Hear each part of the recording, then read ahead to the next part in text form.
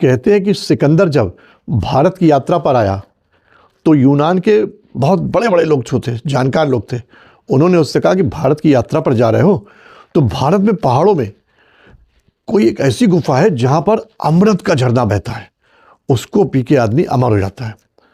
अब सिकंदर जब भारत आया तो उसने ढूंढवाया, बहुत ढूंढवाया, और फाइनली उसको उस झरने का पता लग गया। सिकंदर अपने लाव लश्कर के साथ वही गुफा के पास पहुंच गया जहाँ झरना बहता था, और अपने लाव लश्कर को उसने गुफा के बाहर ही खड़ा कर दिया। क्यों? अगर मान लिया वो लोग भी पी लेंगे तो फिर उसके अमर होने का फ़ायदा क्या जब सब एक जैसे हो जाएंगे। मन में थोड़ा सा अहंकार आ गया था, और उसके बाद वो गुफा के अंदर गया जहाँ झरना बह रहा था। अरे झरने का पानी ऐसा था, इतना सफ़ेद, इतना स्वच्छ, आज तक उसने ऐसा जल देखा ही नहीं था। ऐसा लगता था कि सूर्य और चंद्रमा की जो रोशनी है वो बिल्कुल इसमें आ गई है, इतना चमक रहा था वो। और जैसे ही उसने अंजलि में झरने का पानी पीना चाहा तो एकदम से एक कौवा पता नहीं कहाँ से बैठा था, वो बोला रुको एक मिनट। तो उसने उसको देखा, बोला क्या हो गया? बोला रुको रुको, मेरी बात सुनो, फिर तुम पी लेना। अब उसने सोचा कि अब कौवा है, कह रहा है, और हो सकता है इसको कुछ और भी चीज़ें मालूम हो यहाँ के बारे में, तो मुझे बता दे, तो सुनने में कोई बुराई तो है नहीं। तो उसने कहा बताओ। तो कहते पानी मत पीना अभी। बोला काहे ना पिए, तुम बताओ, कारण तो बताओ। तब उसने कहा देखो भाई, मैंने इस झरने का पानी हजारों साल पहले पी लिया था, और आज भी मैं जिंदा हूँ, अमर हूँ।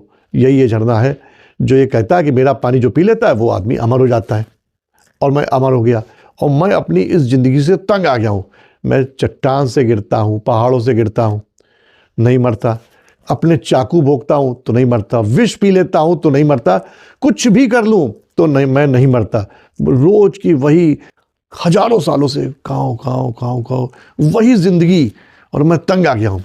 और सुनो, जब तुम यहाँ से जाओ और इस झरने का, जो ये तो अमृत का झरना है, और ऐसा कोई झरना तुम्हें दिखे जहर का हो, यानी इस झरने का पानी का एंटीडोज कोई हो जिसको पीकर मैं मर जाऊँ, मुझे उसका पता यार बता देना तुम।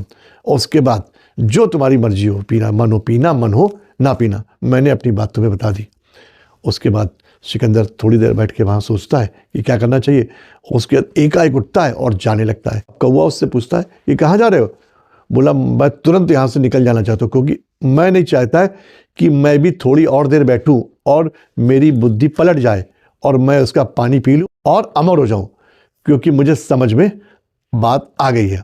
तो दोस्तों, कई बार ऐसा होता है ना कि लोग ज़िंदगी सोचते हैं कि और लंबी हो और लंबी हो। तो ईश्वर से बस प्रार्थना करिए, जितनी भी ज़िंदगी ईश्वर ने दी है वो बहुत अच्छे से कट जाए। ईश्वर की कृपा से वो बिल्कुल आराम से कट जाए। ईश्वर इतनी ही कृपा बनाए रखे।